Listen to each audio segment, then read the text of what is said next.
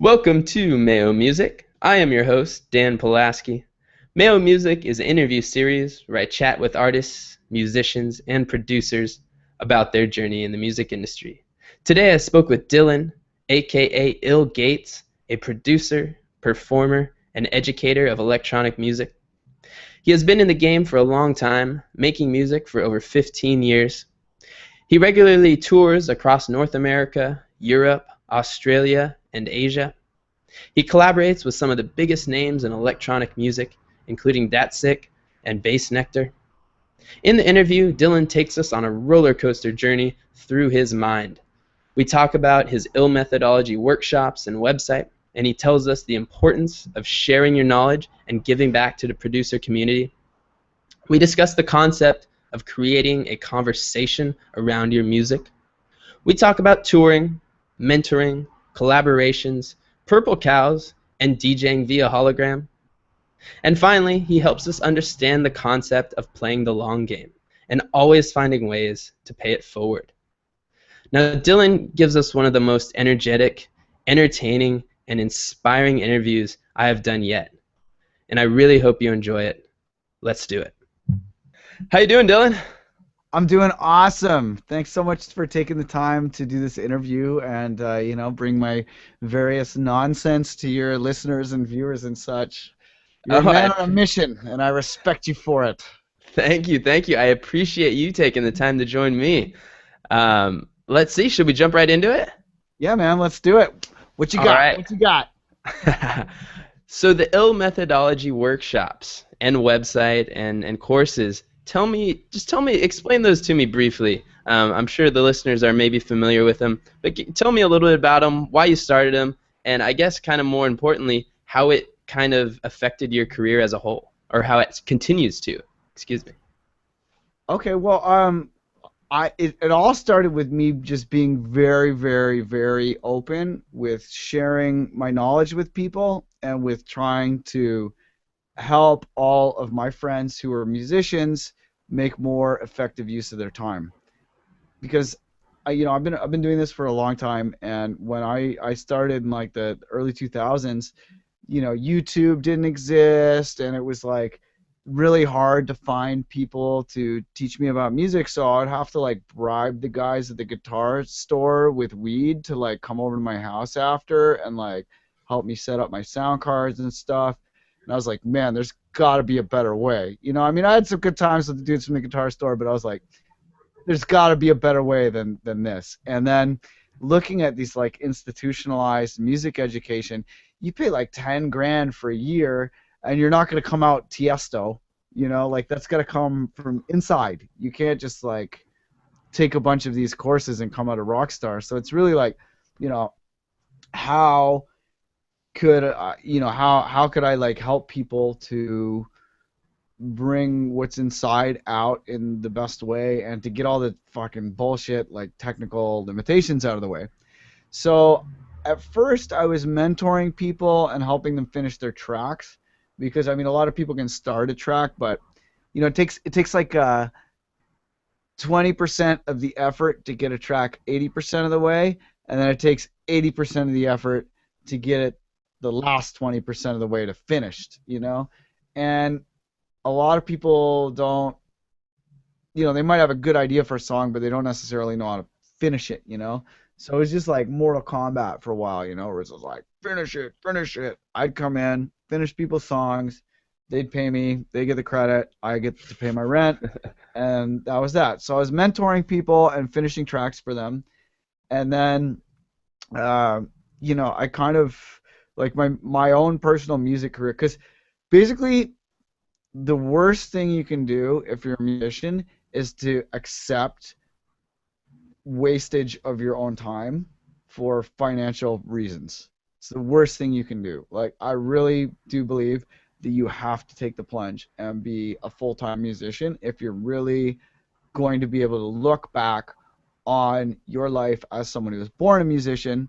If you're going to be able to look back on it without regret, you need to be able to dedicate 100% of your time to being a musician as soon as possible. And it's really easy to be like, oh no, I'm channeling the energy from alphabetizing insurance forms into this. I just gotta claw my way up, brah. But it's really that shit is in the way. Like it's in the way. Anything that if you're born a musician and you know you're born a musician, anything that is impeding you from doing that, especially if it involves being yelled at by some fat motherfucker with money, is in the way. It's in the way. You need to remove that. So um, tutoring and helping people finish tracks, that was, those were the first kind of steps, the little baby steps that I took to getting the fucking fat, blotchy, red-faced motherfuckers out of my life and to get them to stop making decisions for me and wasting my time doing shit I hate, you know? So that was kind of like how I clawed my way out. That and selling weed, but I've stopped selling weed long enough that I can joke about it now. Like Yeah. I did that shit before I was 18. I was fucking Canada. What are you gonna do? I sold weed to buy music equipment. That's what's up. But I don't anyway, think you were the first one to do that.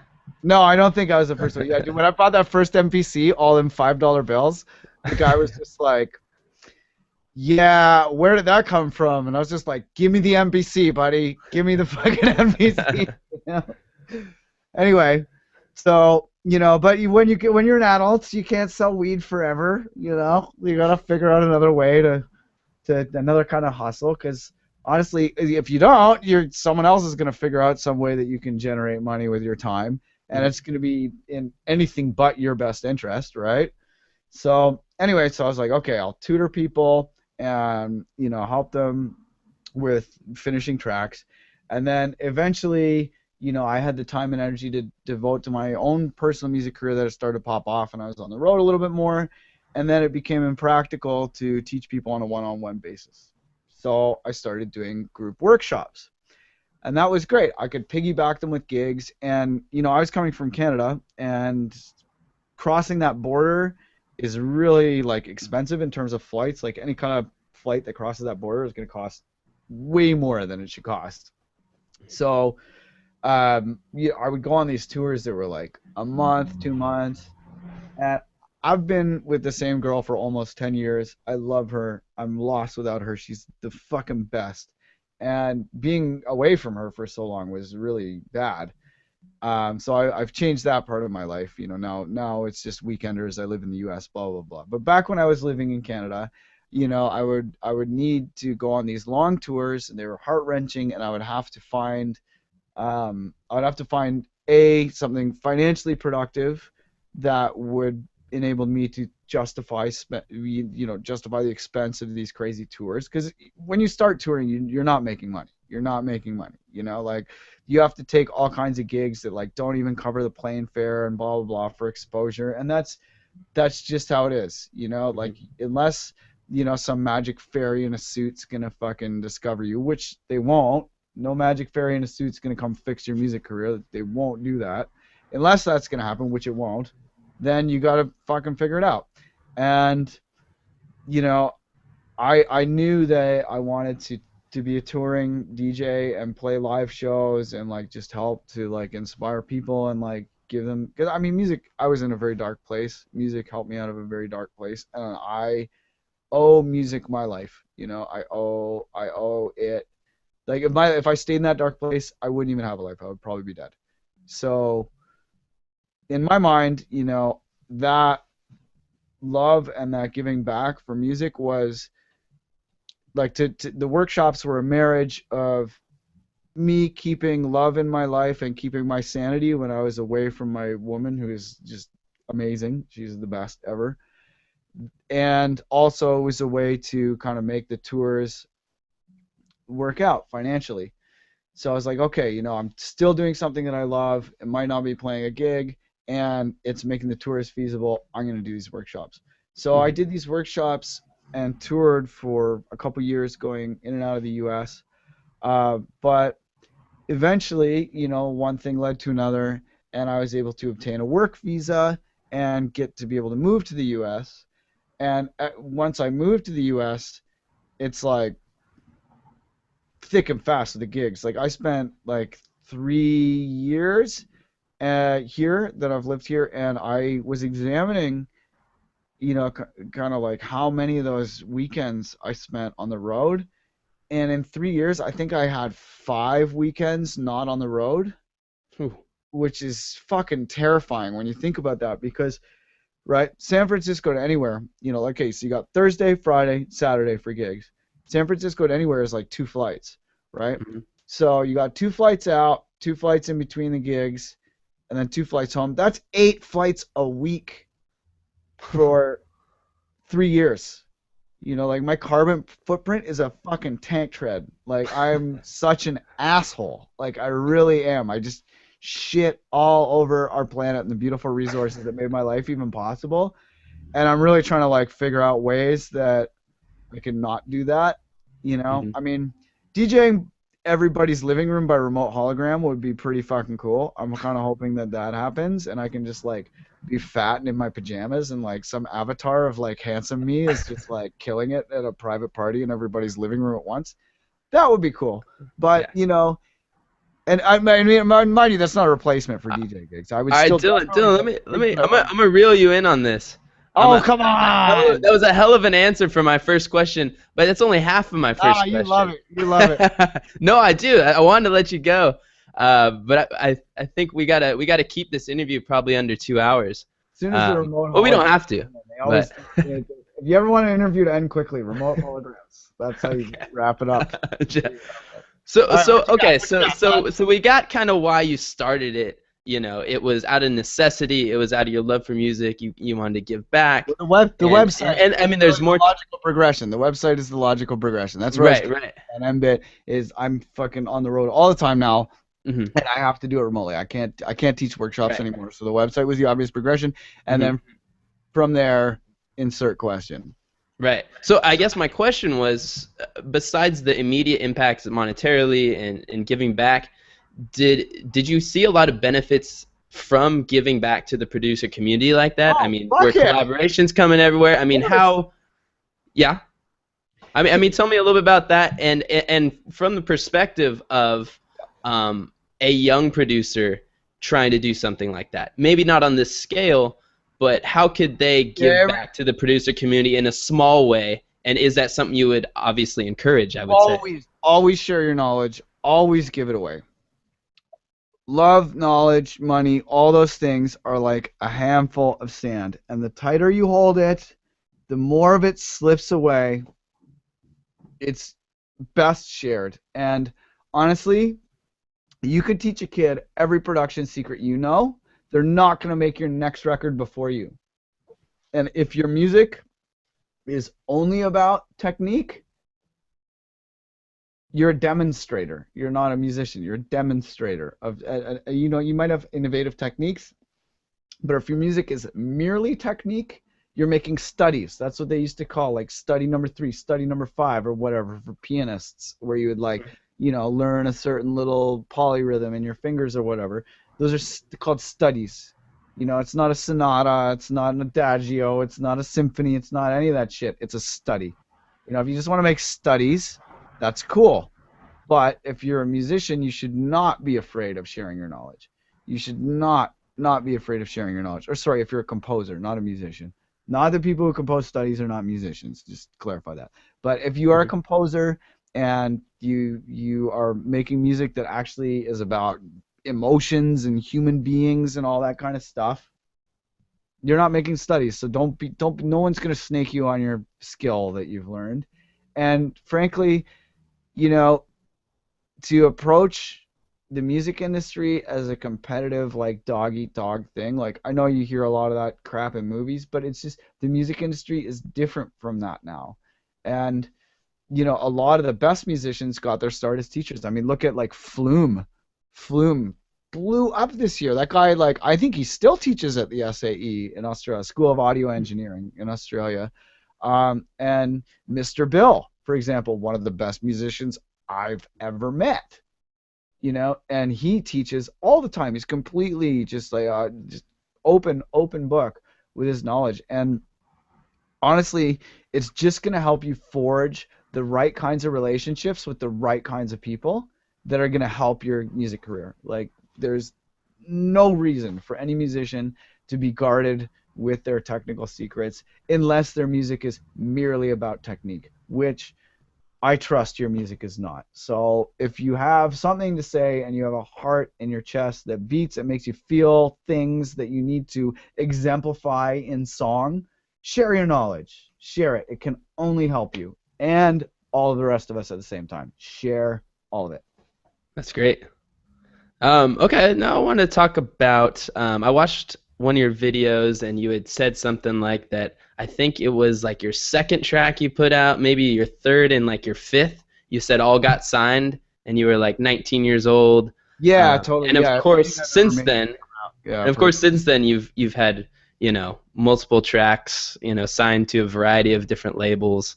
Can you give us any insight into getting that first track signed, or what a producer's approach should be? I mean, should they, where should they start? What's I kind of mean, step one for that? it's a bit of a crapshoot, really. Like it as much as it would be nice to be like, I'm this like music teacher, bro, and I can like totally tell you every shortcut to everything you've ever wanted to know. It is a bit of a crapshoot, and probably the best thing you can do, right, is to check out this TED Talk by a man called Seth Godin, Godin, that is about the purple cow, right? So let's say you're walking or you're driving down the highway and you pass a cow. So what? You've seen a cow before? You don't have any cow related problems? That cow isn't relevant to your life in any way. It's invisible. It's boring. You continue driving. But then you continue driving and you see a purple cow. Holy fuck. Stop the car. Is that a purple cow? It is a purple cow. It's right up next to the fence. I can reach out and touch it. Whoa. I got to get a selfie right now. Boom. Facebook status profile update. Holy shit, I saw a purple cow today. Here's my selfie with the purple cow. Next thing you know, it's on Reddit. Everybody's fucking sharing it, and boom, everybody knows about the purple cow. Did that purple cow spend any money on marketing? No, it didn't. It was a purple fucking cow. So if you want your idea to spread, you need to think of creating a conversation. Right? Let's say I like chocolate cake and you like chocolate cake. If we have a conversation that's like, hey, I like chocolate cake. You're like, me too. Chocolate cake is awesome. Love it. That's not a conversation you would ever mention again. I would feel embarrassed to even have that conversation. That's a boring conversation. That's like, isn't the weather nice? It is nice. Yes. Like you're not going to tell anybody. That's chit chat. A conversation is it's something that you can't help but mention. You can't help but bring up that subject. You can't help but be engaged with it. That's the conversation I want to be with. Not we both like chocolate cake, right? A purple cow is a conversation. You can't see a purple cow and not have a conversation about it. And so many people, they look at the music industry and they look at like, fucking like Rihanna or Katy Perry or whatever fucking god awful garbage they're ramming down our fucking ear holes lately, and you're like, oh yeah, it's all marketing, it's all blah blah blah, but it's not. Like if you look at fucking what's the Thick Son, Robin Thicke. Robin Thicke, he sold like 58 copies of that new record that they were trying to pretend everybody loved. Nobody cares. There are no Robin Thicke fans. It's all fucking smoke and mirrors. And just because the media machine is like, these people are famous, you should love them, doesn't mean anybody fucking cares. And likewise, when they're all like, no, look at Fox News, it's on the TV all the time, everybody's a fucking idiot. I mean, we're smart, but they're all fucking dumb. That's why they're voting that way, and that's why they have all those dumb thoughts as they watch. Nobody watches Fox News and takes it seriously. Nobody takes that shit seriously. It's all fucking smoke and mirrors, man. And so many people, when they're coming up in the music industry, they're like, well, I don't have the fucking money to throw $1 million of marketing at my fucking boring record. It's like, no, the fucking shit is boring. If it wasn't boring, people would talk about it. People can figure that shit out. They got the internet now on computers and shit. People will sleuth that shit out. If you do something interesting, they'll fucking find you. They really will. And it's like it's not about being good. It's not about being skilled. That's fucking boring. You ever go out to fucking St. Patty's Day and they got the rockin' Irish band killing it and they don't even turn the fucking sports ball game off above their heads? They're human fucking furniture. They're very skilled, but they're human fucking furniture. And that can happen to any skilled musician. Like, it's not fair. It's not about like heart or skill or any of that. It's like, can you make a conversation? And What is that that comes down conversation? to the music. And just the Purple Countess. You can make shit music be a Purple Cow conversation. Like, this Purple Cow thing has nothing to do with quality. It has nothing Mm. to do with quality. You can be a terrible Purple Cow.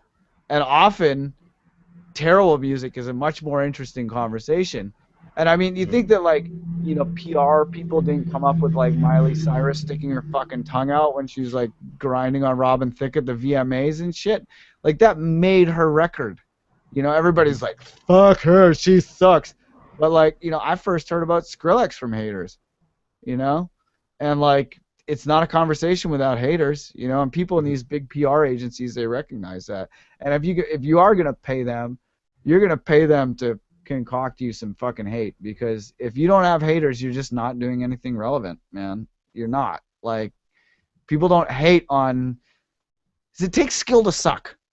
It takes skill to be fucking shitty. And like, if somebody's just amateur at music, that's boring. But that shit that you just like wish you could unhear, they're just like, oh, fuck you for ever making me listen to that song. That's the work of a very highly skilled team that's paid millions of dollars. Those fucking songs that you're just like, oh no, like, you have to be good. You have to actually be good in a way. It's not a way that you or I have a taste for, but you have to be Mhm. good in a way to suck. Mhm. It's not the work of amateurs. It's just tragic. It's tragic, Okay. but it's not the work of amateurs. Anyway, so that was All another right. good rant. Yeah, it's like Yes, yes. I think I oh, yeah, remember where we were. Let's just go a little different direction. Let's yeah. go collaborations. I've heard you speak about it in the past. One of your recent collaborations, one of many, I should say, with Bass Nectar for your track Expanded. Yes, the nectar. One of my favorites at the moment. Um, my question is, like, what makes a successful collaboration, and why is it important for producers at I guess any stage in their career to be trying to seek these out? Hmm. I mean, I'm gonna answer those in reverse order, but I think collaborations, they're either important to you or they're not. Some artists do best left on their own to just squirrel away in their studio and just like go deep. I know a lot of artists like Tipper, for example. Crunch was cool. That's his collaboration effort, but Crunch was cool. But his real gold is his solo stuff, like just Tipper, and like he'll spend like a month designing a percussion system for one track. He's mental. Like, he puts so much time in, he just does it by himself, and that's what works. But there are some people that they just like, the just I don't know. Like, I get a little like I I don't know. Like, I love to share everything about my life. Like, I love to just like I just figure like, let's say like you conquer the whole fucking world, like it's like Ayn Rand, like capitalist dream times infinity, and you take it to its logical conclusion, and you have all the money in the world, and you're on this like pile of success, and you're just sitting there on this fucking throne. That would be fucking awful. Like, when you really carry that logical exercise to its conclusion, all of that pile of everything is fucking worthless without someone to share it with. And if you don't have that love in your heart, and you don't have that, you don't have that like that pair of ears and eyes and fucking hand to give you a high five.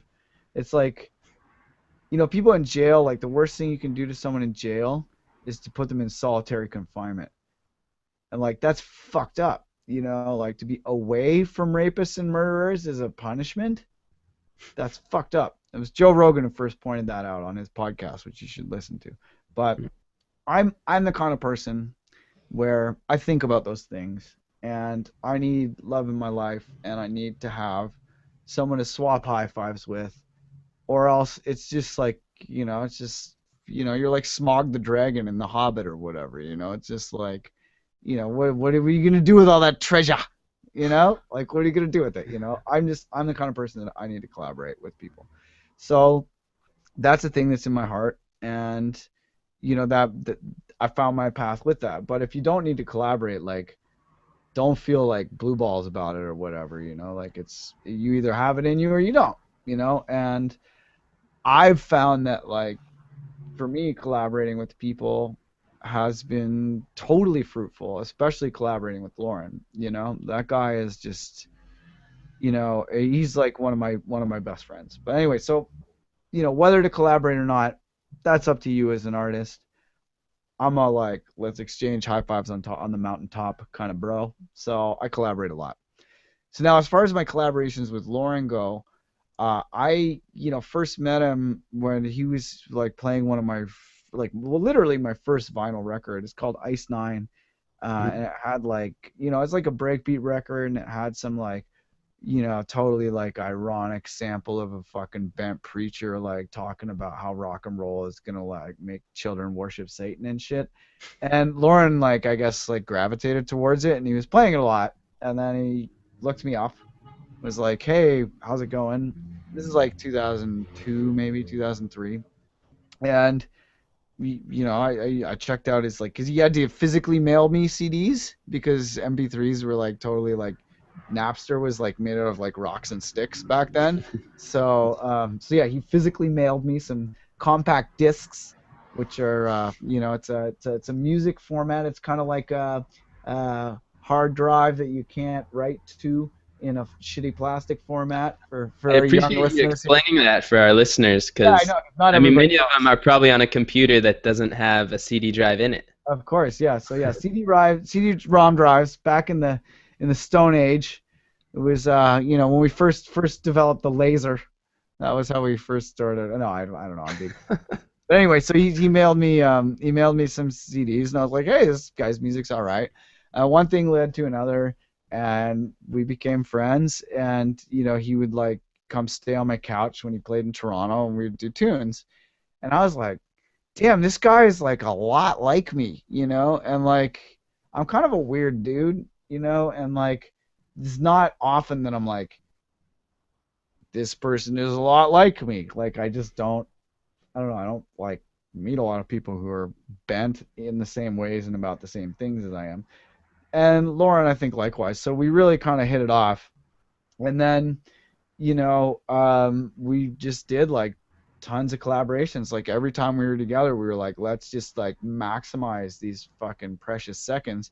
So every one of those songs is pretty much just us like tune a day style, where we just got together in the studio and that's what we made that day. And when it was done, we were like, hands off. Sorry, slapped the microphone. Apologies to any of you whose ears were ruptured from my gesticulatory violence.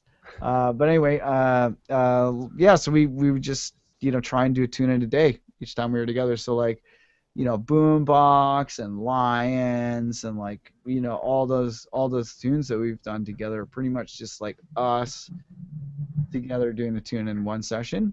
And then in later sessions, we kind of like did more of a bit of a back and forth on the internet. But I found that was a bit less productive, and it's just less of it's a bit more clinical, like I need the vibe when I'm writing, and having the homies there in the studio, it's awesome. I just love, like, my favorite shit is to like wake up in the morning, have no idea what I'm gonna create, sit down with one or more of my homies, tag team that shit, make a great thing, and then go to bed and be like, wow, now this thing exists. Like that's like my ideal day, is to do that. And that's why so many of my tracks are collaborations. And just the kind of like economic realities of being on the road all the time. Like I said before, I spent a lot of my life like traveling from Canada, where I'd be on the road for months at a time. And it's like you got to fill your days with love if you're going to be away from the love of your life for like 2 months. Like, you got to keep your sanity. So it's like you better be doing something that you love. Like, you can't just while away the hours, otherwise what is the point of being away from her? So yeah, it was kind of like a combination of those two things, led to like heavy amounts of collaborations. Lately I've been writing a little bit more on my own, but I've been doing kind of more for live performance and less for studio. Not that those tracks won't come out, but I've been definitely writing a bit more for live performance. Uh, Mhm. but yeah, anyway, Lauren is like one of my best friends, and those collabs are fucking great. And almost all of them were done in a day. Mhm. And Expanded was actually made on a hotel television set in Australia. We plugged the output of my computer into the hotel TV RCA input on the pinkies up like Bass Nectar hotel room TV set. And we pretty much wrote the whole thing. Like, we'd started it at my house where we had like a couple of the sounds, but we hadn't like got the vibe yet. And then yeah, pretty much most of that tune was written on a hotel TV in Australia. That's awesome. Yeah. You gotta So, you gotta just gotta make the most of the time. yeah, absolutely. I mean, it sounds like, your collaborations, they started with the friendship, and it was about, working with Oh, people you yeah. legitimately wanted to work with. I Yeah. mean, I mean, it's not going to work otherwise. I mean, No. do you collaborate with people who are just acquaintances, or you No. haven't? Okay. No.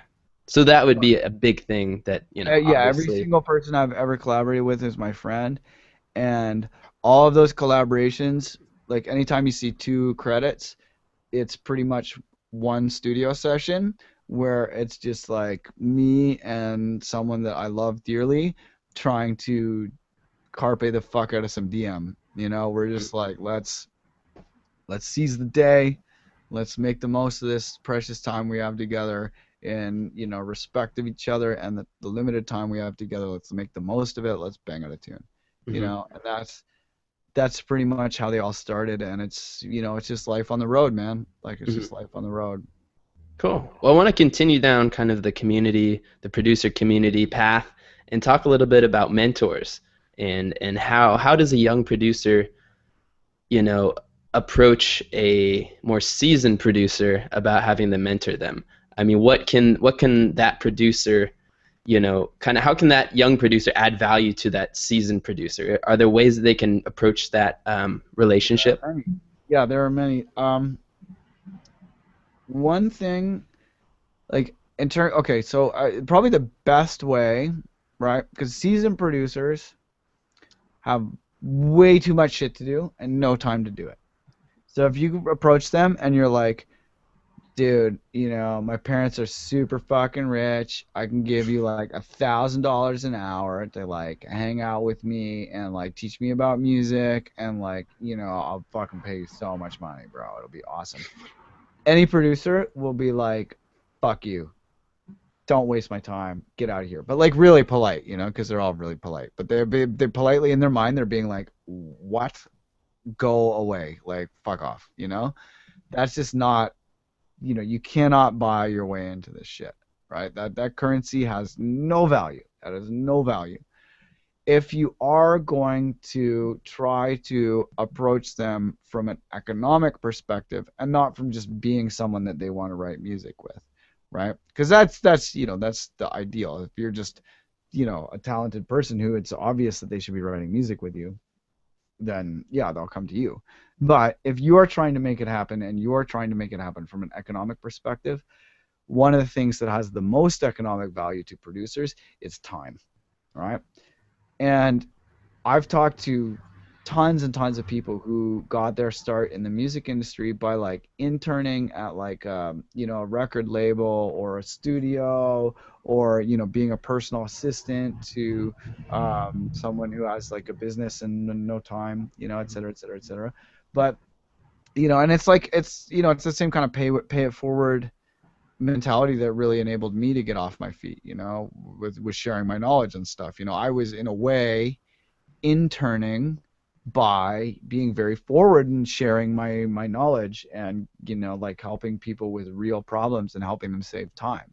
So because I was so so open and so pay it forwards with that, and was able to just like give without expecting anything in return, genuinely without expecting anything in return, then the returns come.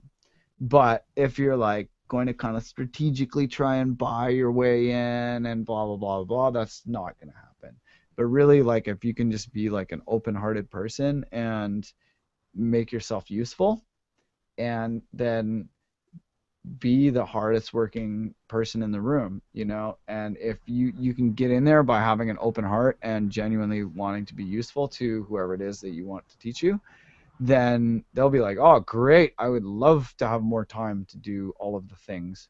Then you'll get in there, and then from that position, if you can prove yourself by working harder and more effectively and being cool to hang around with, goes a long way. Like, if you're like freaking out and having like a big dramatic meltdown about like a trip to Home Depot or something, like, things are not gonna go well for you. The music industry weeds out the spastics like very ruthlessly, and but yeah, just get in there by being useful.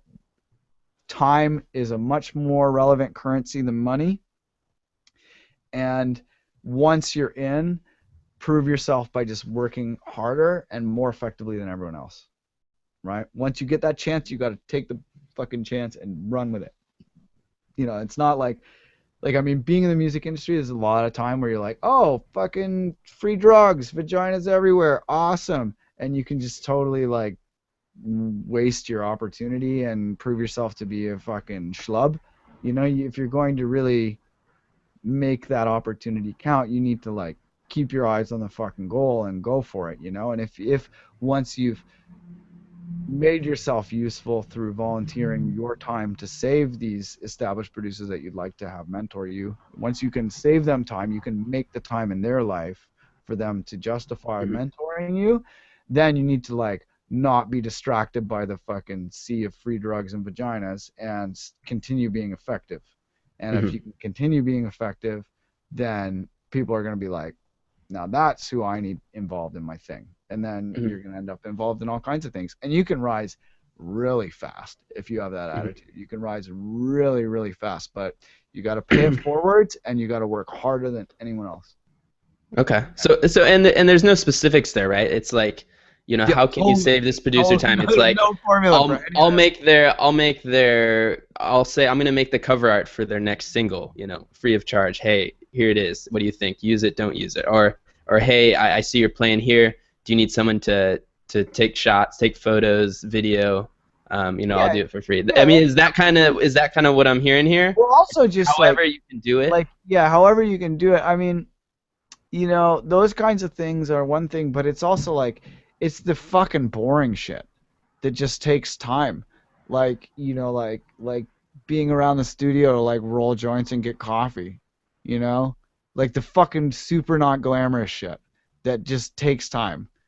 I mean, I'm not saying you should go around fucking wiping the asses of every fucking DJ you like, but if you can find a way to genuinely be like, look, like, I'm real about this. It's not like about me as a photographer, it's not about me as an artist, it's about like actually being fucking helpful in terms of providing someone with time, you know?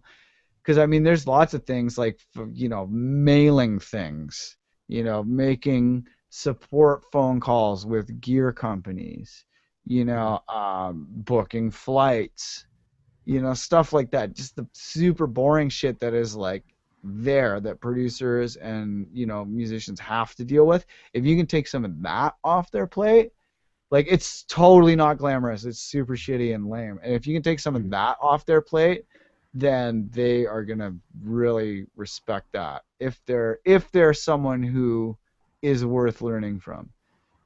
Okay. There is an outside chance that they might just be a dickhead and just like be like, "Oh, I'm just like a love sponge. Thanks for everything that thanks for all the help. I'm just gonna be a dick." But then you don't really want them teaching you music or fucking anything else, you know. Hmm. So it depends. You have to find someone who's not a dick for this strategy to work. Luckily, most of my music buddies are not assholes. So That's good. yeah, no, it's totally Uh, good. It's important. yeah. Cool. I wanted to talk about you've said in the past that, if you have a style of music and you like stick with it and just kind of keep going, that it's not necessarily a great long-term strategy, a long-term play. Yeah, Um, and I guess I kind of wanted to ask you about that, particularly because last week I interviewed a young producer who's been doing this kind of melodic dubstep remixes of 90s and 2000s punk rock bands or punk songs basically. Um, okay. and he's been really consistent with it. He's put out 8 releases or so with the same style. And the consistency of style is what's really kind of been building his momentum. Um, Yeah, because I mean, his what kind of advice would you give to him in terms of what his next step is, or is continuing to kind of do that, okay for now, or wow, this is a deep question, man. This is a very deep question. All right, so there's a lot of pressure from just the dynamics of the way people like music. It's not even from the industry, it's just from the way people like music that there's a great deal of pressure for a producer to find a template of style, a template of sound, and to just keep doing that thing, only more so, right? But that can be a real trap, and that can lead you to make increasingly derivative music, especially as, financial concerns come into it, and your career develops. It can become a real pressure to become increasingly derivative and predictable and boring, and then your flavor of the month passes and you got to figure it out again. Now, probably the most effective way to participate in the music industry as a content provider would be to do that and to just make a new alias each time the shit gets worn out. And that's what most people do, right? That's probably the best thing to do. Now, I can't do that. I have some kind of a psychological thing where anytime I'm sitting down in the studio, I'm like, okay, I did that already. I did that already. I did that already. What can I do that's different from everything I've ever done? What can I do that's new? How can I explore that? And it's a fucking curse, man. It really is. I love it. I love the way it stretches my brain. I can't help but do it because it's the fucking art I love. But from a business perspective and a financial perspective, it's one of the worst fucking things you can do. Like it really is. And you know, if you're gonna make like dance music especially is so fucking disposable. Like it's so fucking disposable. If you're gonna make dance music, the best thing to do is to just be like, you know what, these alter egos are disposable. I'm gonna hammer out a template, I'm gonna hammer out a style, I'm gonna beat it until it's dead, and then I'm gonna do it again. That like from a purely practical perspective is the best way, but I can't do that for reasons that are far deeper than the amount of time that we have left for me to answer this question. So yeah, I don't know. I mean, there really it does make sense, and people are so specific with their tastes in music, and they want to know what to expect. They want to be able to trust you to like do this or that thing. It's like when you like really like a DJ for like being a dubstep DJ or something, and then you find out about their like secret passion for like bad 80s music, and they have this like DJ mix of like 80s R&B that you're just like, the fuck, bro? Like I don't want to listen to this, you know? Yeah. Want to not be I mean that's proud, but I totally am that guy. I totally am that guy. Like, I have to fucking have all of the things in one place because I don't even fucking know why, and it's totally impractical and stupid. But that's just me, man. I see. Okay. So okay, well, I guess that yeah, I guess that's a good answer to my question. That it makes sense to continue that because then you build on top of Totally, you have this track that totally. everyone loved and the next one it's just it's Well, it's like that creating a track but a conversation. different take or a little different variation but small. Yeah, because like if you're gonna be a purple cow, you got to be a purple cow. You can't be a purple cow one week and a pink cow the next week and a Hmm. polka dot cow the next week and a plaid cow the next week. But I just want to be all the cows. It's a problem. It's a struggle, man. It's a struggle. I want to be all the cows. But yeah, don't be all the cows. Be one cow at a time. One Okay. time in every cow. I'm I a big wanted to I wanted to ask you, I guess, about something specifically. I don't know if it's maybe kind of outdated, but I know you put out your album, The Ill Methodology. Um, I believe the first thing you did was you put it out for free in exchange for email addresses. Correct me if I'm wrong Yeah, there. yeah, that wasn't. I've done many free for email releases, but the Hmm. actual full album wasn't free for a year and a bit. Okay. Okay. Then we'll just talk about, I guess, those releases that you did with that email exchange. Yeah, Um, I mean, all of my shit is available eventually as free for email. It just mhm, might not be available right off the bat when you need it to like chart and you need labels to make their money back and blah blah blah. But in right, all of my agreements, I eventually get to give it away for free. right. And so, I mean, tell me about that specific strategy of collecting emails. Um, like, is that, something that's still effective today? Is that something you would recommend a producer, Yeah, I work into would. their release Well, schedule?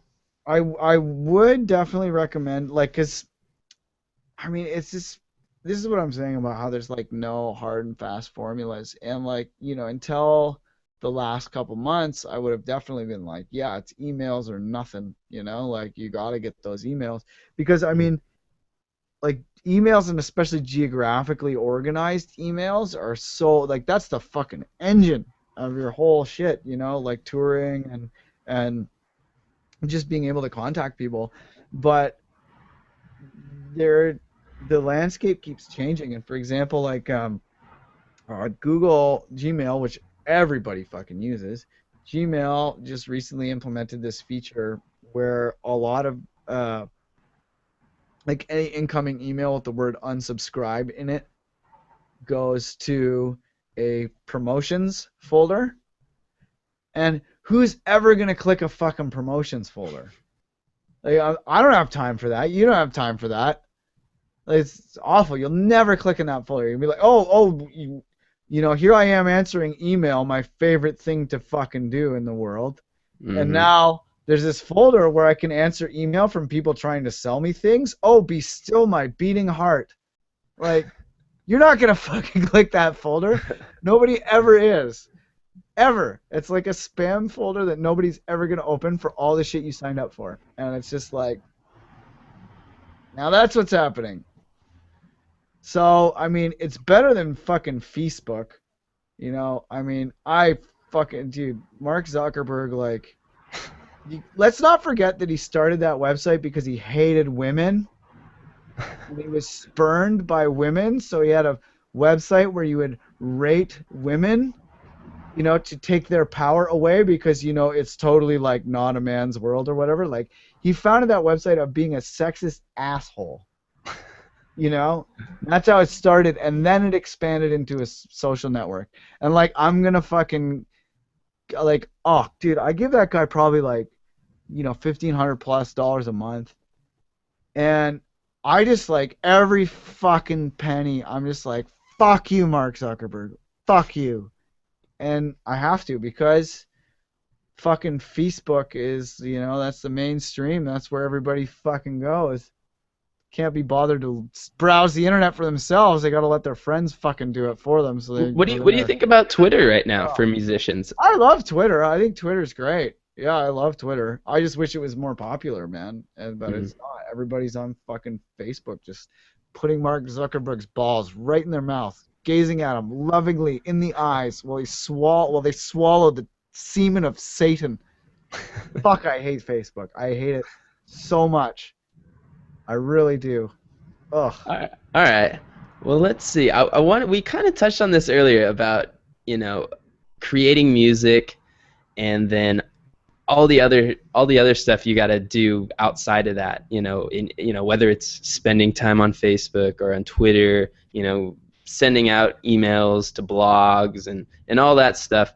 When you're first starting out, like, is there, like, how do you maintain that balance? Like, where do you draw the line? Should it be like 90 to like 99% creating music and the 1 to Dude, 2%, there's or like no where? formulas for this shit. There's no formulas for this shit. Like what works for one person might not work for another person, and it's like really it's got to come from the love, That's like the only fucking formula is that you have to make legit shit from your heart that people feel and that they can't help themselves from talking about.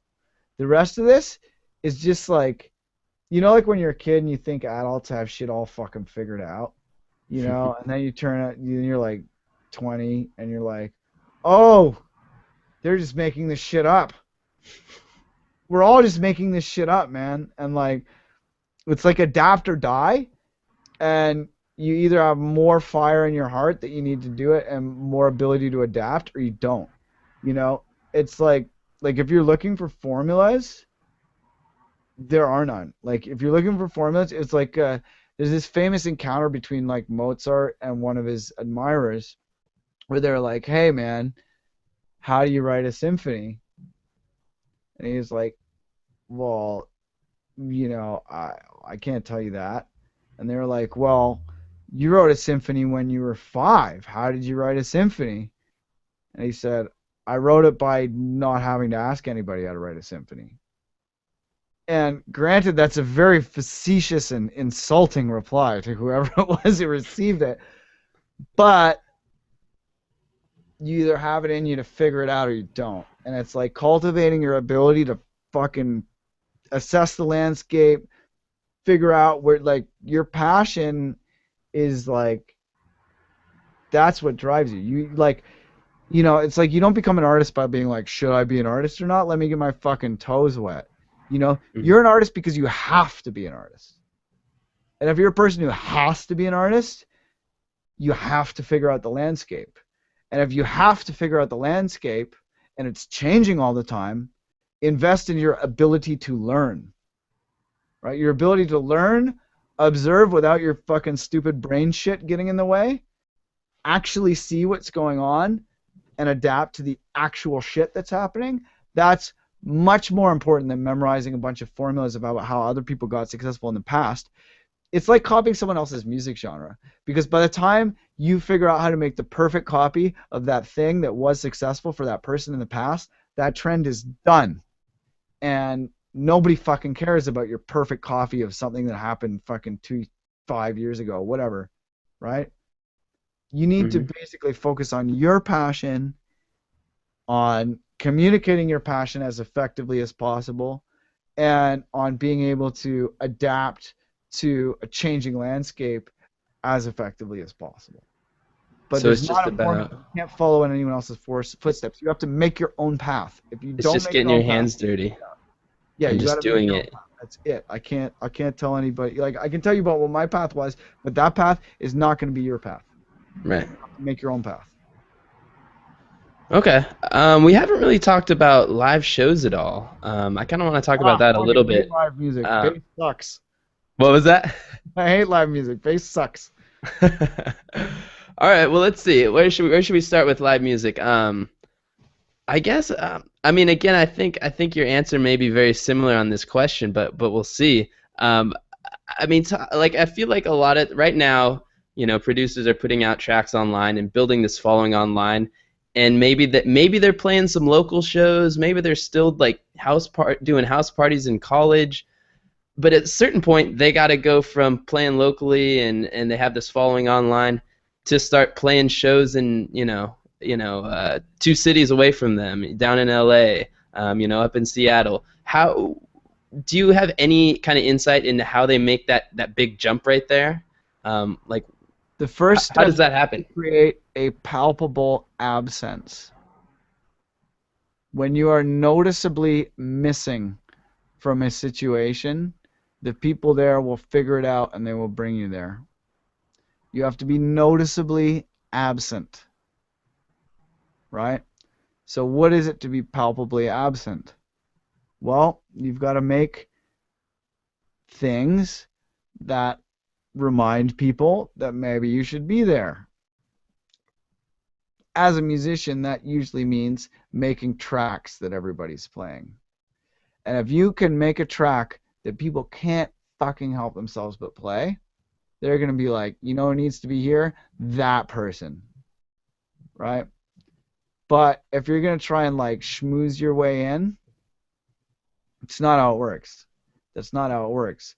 And like I mean you can kind of like, do cocaine with the right people and get somewhere, but I find like a lot of people are very dismissive about the music industry and they think that it's all that. It's not. It's really about who is noticeably missing. And if you can make them miss you, they will bring you there and you will have a show to play, right? Now, when you're first getting shows, you might have a job that is comfortable, and these promoters or whoever will promote or approach you, and they'll be like, "Hey, man, I don't know if this shit's even gonna work. You make some weird ass music for my town, but I'm trying to turn them on to your shit. I can afford to play and dig it." Now, at one part of you might be like, "Hey, you know, I have a job. It pays me monies to do things and alphabetize insurance forms or whatever. You know, I can't miss that time at work. Not for a thing that doesn't pay anything. Rationally, I cannot accept that wage." And then you don't do it, right? That's not the right approach. That's not the approach that will get you a music career. I find it's much better, especially in the early stages when you do not have a manager or an agent, to say, "Hey, you're willing to fly me to your town to play some music? I'd love to do that." But what would really make it work is if you maybe talk to somebody who's within driving range of your town and they can maybe pick up another show, and maybe you or some of your friends can like drive me there, and we can hang out for a bit, and then I'll do that show and then come back, and you guys can split the costs. It'll be cheaper for you and I'm willing to do this.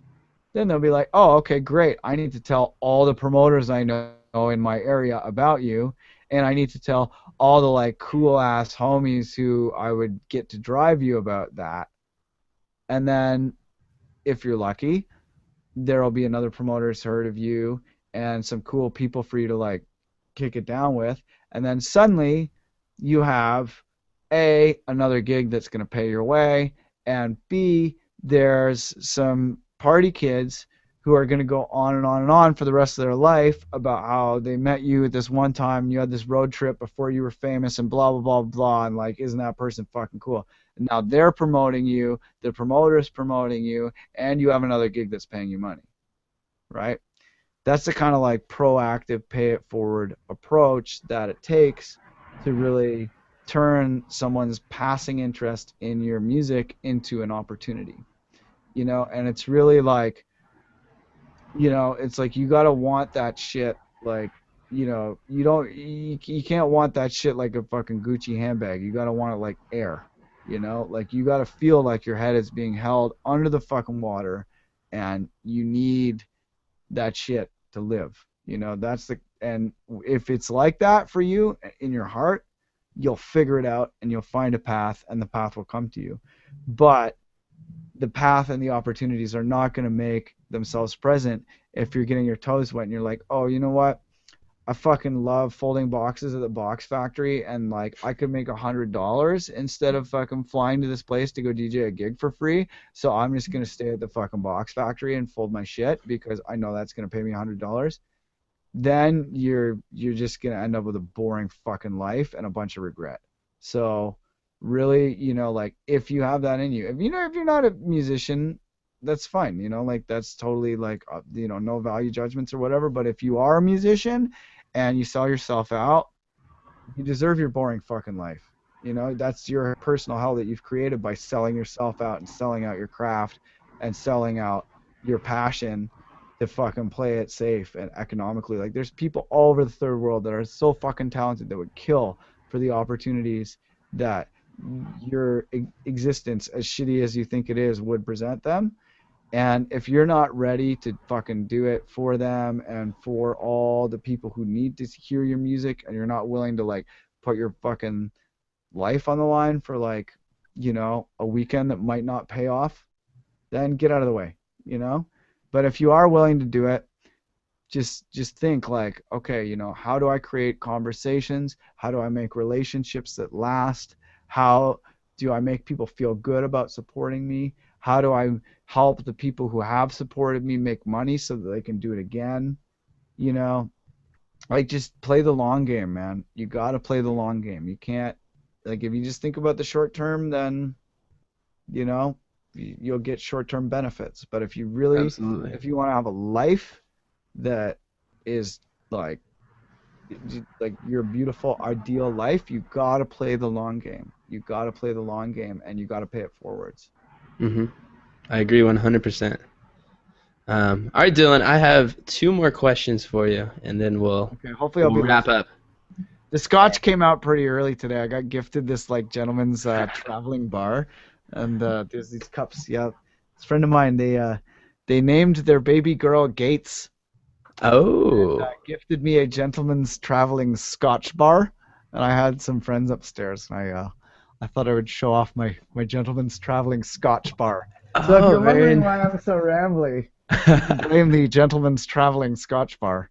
Well, you didn't tell me. I would have joined you. Well, oh yeah, we can pause it. I can go get Next another time. one. My tin cup is empty. It's all very hard. First world Next. problems for real.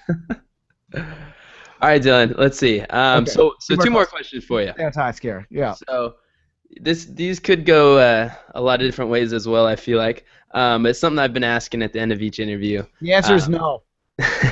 Sorry, I just trying to make. um, so tell me, like, what is one of the biggest mistakes you think you've made in your Oh, career that great question.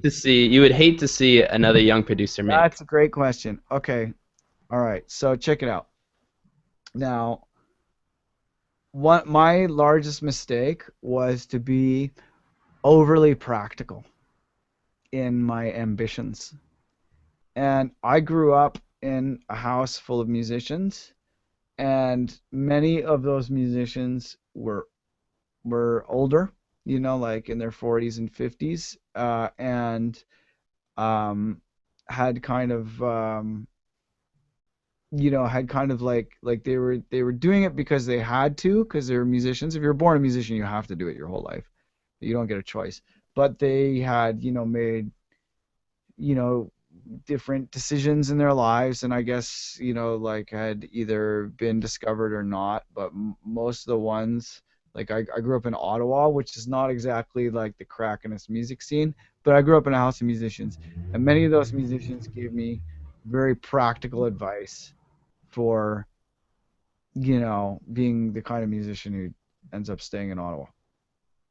And, you know, like same thing with, I was in art school a lot, and many of my art teachers gave me great advice if I wanted to like be a high school art teacher, you know?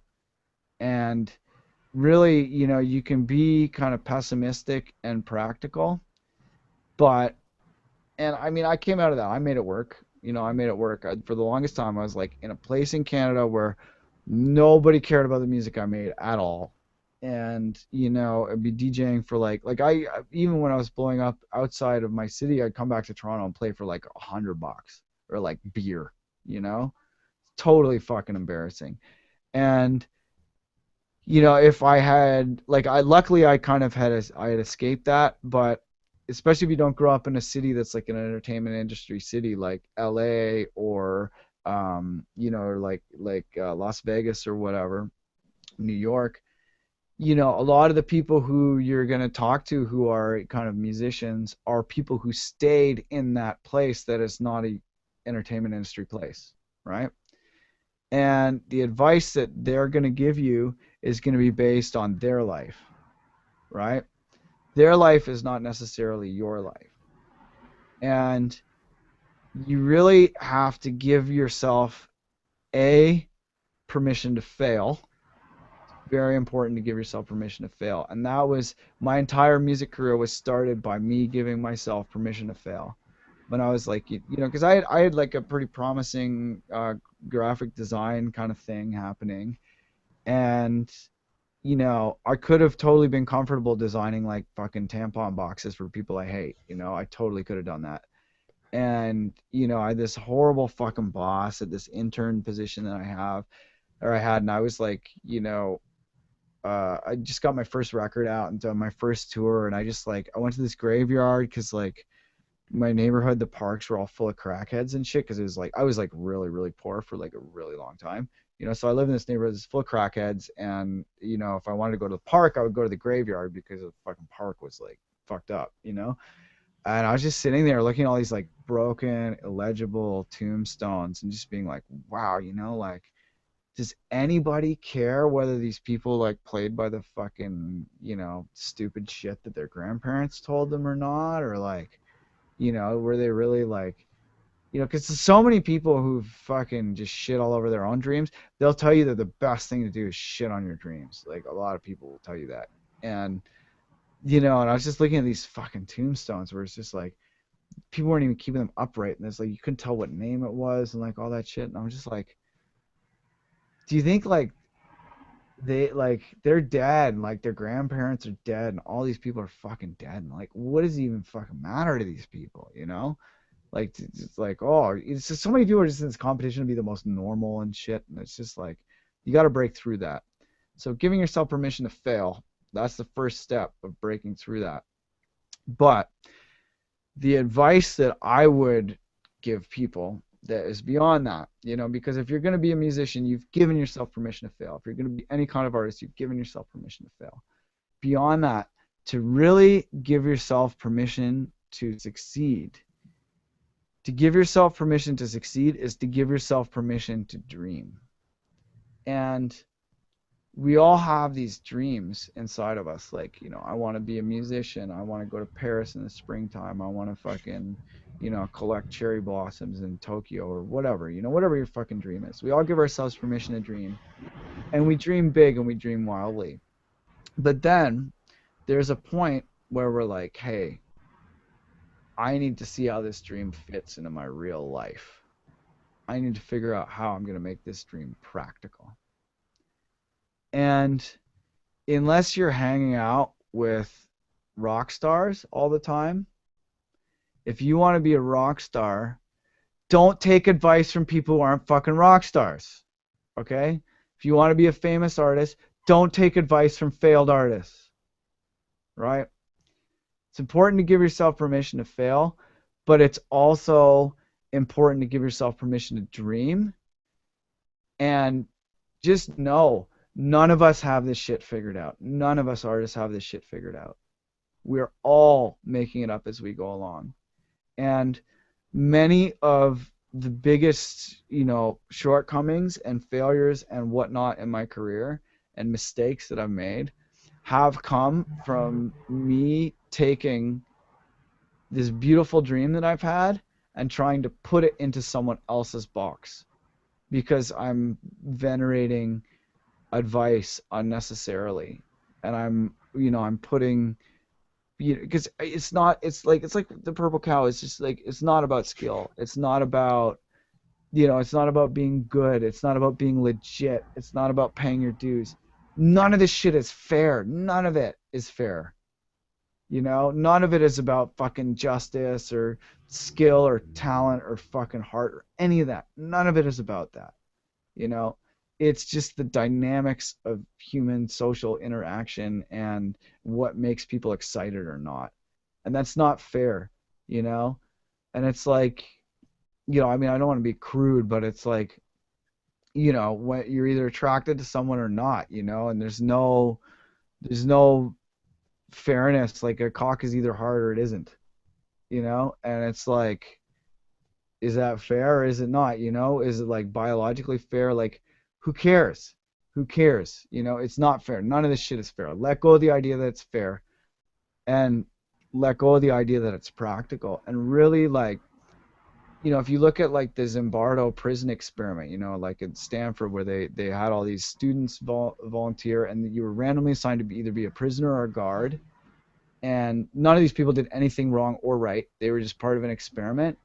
And because the role of being a prisoner or the role of being a guard had a weight to it, they started fucking abusing the shit out of each other like so fast, where like people were being made to brush toilet seats with their toothbrushes, and like weird pervy sexual shit was happening and all this stuff, and they had to like stop the experiment, because, and what was it like? Did those people do anything wrong? No, they accepted the role for themselves as either a prisoner or a guard.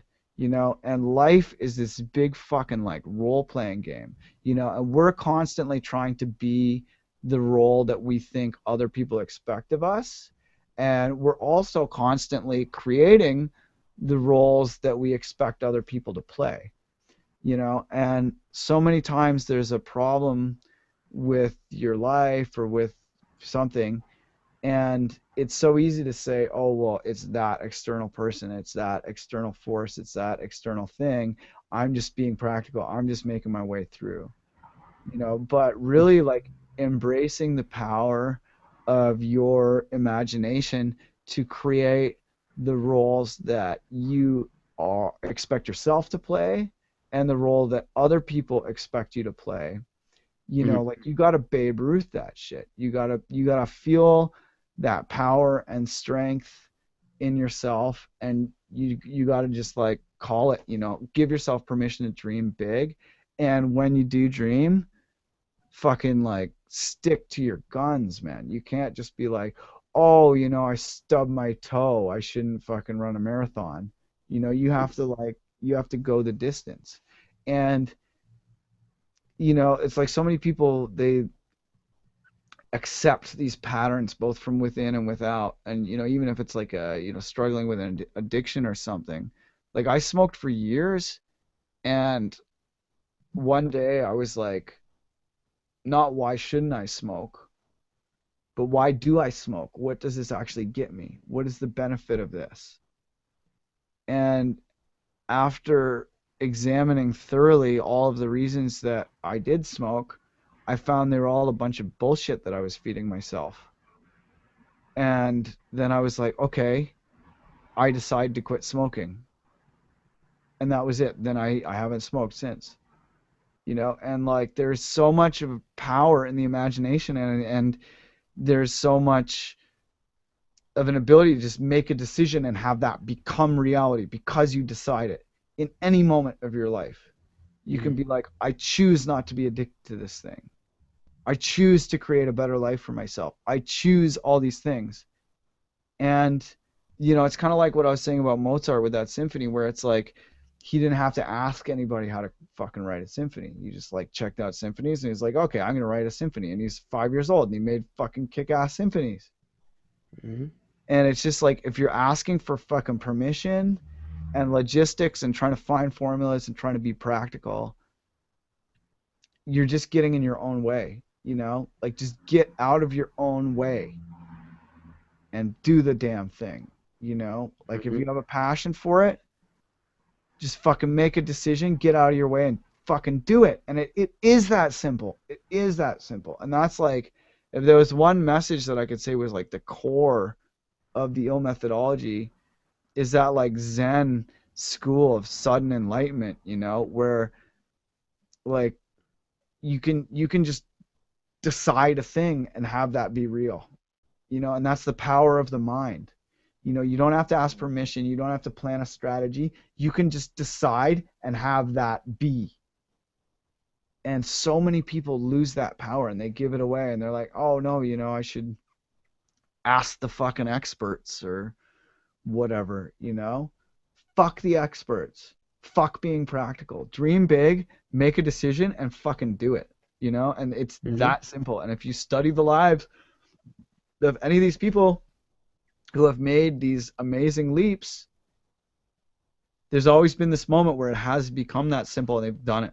And it's not to say that there's not a lot of work involved, but the power to decide and change reality, whether it is changing your role or changing an addiction or changing Mhm. fucking anything.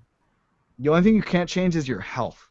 Like take care of your body, take care of your nervous system, like live right in terms of your health because you can't just change that. That takes a little bit more work and there is damage that can't be undone when it comes to your body, but when it comes to the mind and it comes to the imagination, you can totally Babe Ruth that shit and just reach out and fucking do it. You Mhm. totally can. And my entire life, as much as I've tried to live by that principle, my entire life has been me rediscovering again and again and again ways in which I have been ignorant about that principle, and ways in which I have sold myself short or not imagined as vigorously as I could. And even as Mhm. much as I have imagined my own life and manifested that, there are so many ways in which I have not. Mhm. And really, don't just give yourself permission to fail. Give yourself permission to succeed. And it sounds so much easier than it is. It Mhm. sounds so much easier than it is. It's a daily practice. It's a thing that you have to be diligent about Mhm. because there are always assumptions that are unquestioned. There are always ways in which we get in our own way, and really to just like give yourself permission to dream big, to make decisions, to be impractical, and to fucking just reach out and take it because you can. You can. We all can. And it's really like, it's so like unless you're like born in some third world country that fucking you just like get raped and die, then you have that power, Mhm. and it's important to just like to really respect that power and respect your own imagination and your own potential because we all have the potential to do anything anyone's ever done. We all have that potential. Mhm. Okay, end All right, well, rant. I got my last question for you. I feel like in that rant you may have answered it, but I will go ahead and ask it and let you maybe touch on one other thing. And that question is on the other side of the spectrum. Was there? What have you done really well in your career? What's something that you've done since those first tracks you put out when you were 19 or younger, I think actually. What is something that you've done really well that you just Yeah, would I like to think kind of point out that other producers could look at? I mean, I do think I kind of have covered a lot of this in the beginning, but Hmm. really, I think the thing that is my great strength as an artist, in terms of practical terms, is really just like being like open and collaborative and just coming from a place where I genuinely want all of us to succeed.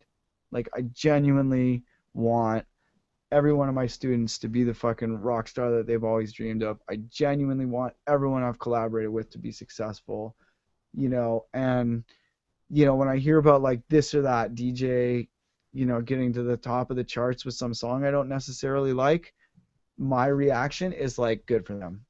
It really is. And I just want to see this music pop off, and I don't want to fight over what is already there. I want to create something that we can all share, you know? And just being able to like have that vision of looking forwards in a collaborative way and just try to help everyone be their best and to take, and like when I share something with someone, whenever they're successful, I am totally fucking fulfilled by that. Like I feel great. Anytime I see one of my students like get that fucking dream record deal or like, play at Ultra or like whatever, I'm just like I'm genuinely fucking happy, man. Like that just like I love that. I love seeing everyone succeed, you know? And that's enabled me to come from a place where I'm just like not guarded at all and I'm always just helping people. And other musicians will see that and they'll be like, oh wow, this is a person that can be helpful to me. I should involve this person in my shit. And like, granted, there are a couple times where like my input and output has been like lopsided with, whatever artist. But I honestly don't care. Like, I don't care. I would rather pay it forward and, just like have here and there, like, there's like one person that has maybe taken more than their fair share of my heart and be like, oh, shucks. I'd rather just like, snap my fingers and move on than, like I'm just totally not butthurt about any of that at all, ever. I just always want everybody to succeed and I want to help them all do that, and that's like, because that's coming from just like an honest place where like I do want that, people can see that right away and they're like, oh, wow, this guy's not trying to fucking like, get the big piece of chicken right now. Okay, well, that's cool. And then like in you go, and people have just like opened all kinds of doors for me that I'm like, whoa, you're gonna open that door? Like so many times. And the payoffs are just like completely outweigh any kind of considerations of the opposite. Like it's been fucking great. So I mean, like, really, if there was one kind of like strength of mine that is leveraging, is just the ability to fucking just like love all of these musicians, love their music, and help them. And if you're coming from a place where you like love people and you want to help them, I mean, of course, everybody wants to help you. Of course. Hmm. Well, that's great. Well, Dylan, that's all I have for you. Thank you again for coming on. I really appreciate you taking the time to chat. Awesome. Yeah, it All was right, really man. a lot of fun. Oh yeah, don't forget to buy all my crap on my miscellaneous website. I have crap you should buy. You should buy that shit. Links in the Is that description. good? Did I plug it good? Yeah, you're good. All right, Dylan. Take it easy, my Awesome. friend. Yeah, it's great to hang out, man. Lots of love and thanks for doing what you do. Thank you. Okay, peace out, everybody.